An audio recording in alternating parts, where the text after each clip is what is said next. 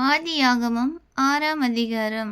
மனுஷர் பூமியின் மேல் பெருகத் துவக்கி அவர்களுக்கு குமாரத்திகள் பிறந்தபோது தேவகுமாரர் மனுஷகுமாரத்திகளை அதிக சௌந்தரியம் உள்ளவர்கள் என்று கண்டு அவர்களுக்குள்ளே தங்களுக்கு பெண்களை தெரிந்து கொண்டார்கள்.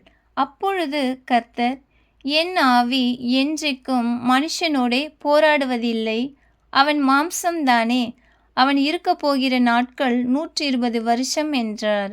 அந்நாட்களில் ராட்சதர் பூமியிலே இருந்தார்கள்.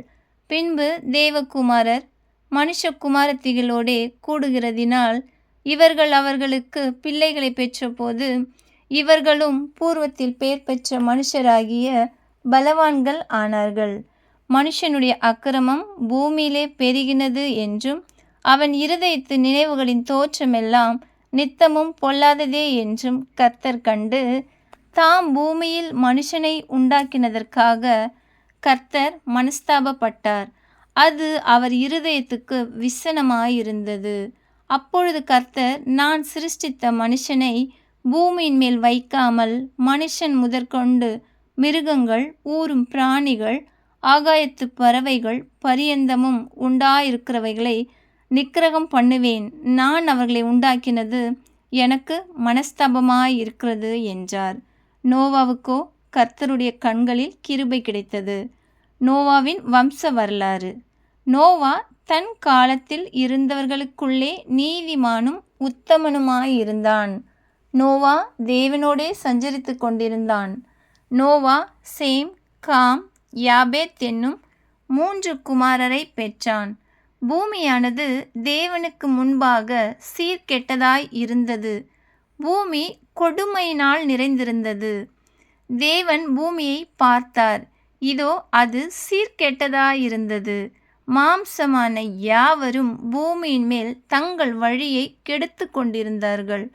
அப்பொழுது தேவன் நோவாவை நோக்கி, மாம்சமான யாவரின் முடிவும் எனக்கு முன்பாக வந்தது.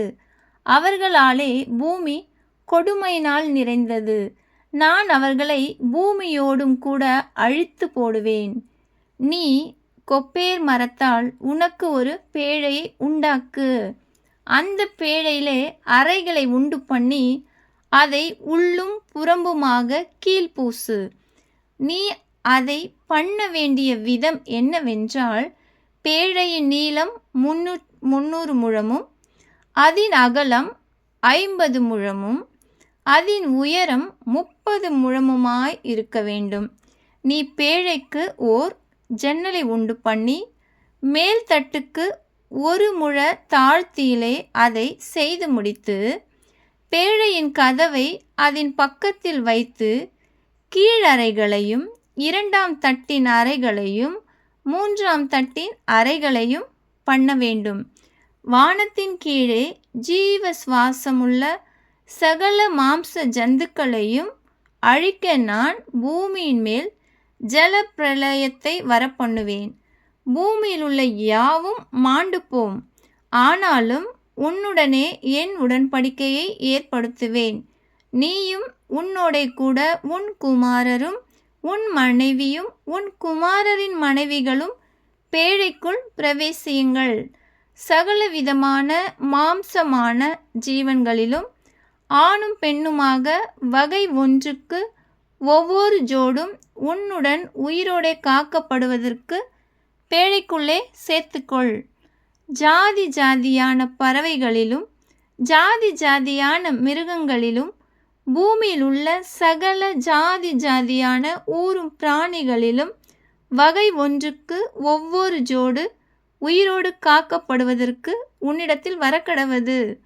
உனக்கும் அவைகளுக்கும் ஆகாரமாய் சகலவித போஜன பதார்த்தங்களையும் சேர்த்து உன்னிடத்தில் வைத்துக்கொள் என்றார். நோவா அப்படியே செய்தான். தேவன் தனக்கு கட்டளையிட்டபடியெல்லாம் அவன் செய்து முடித்தான்.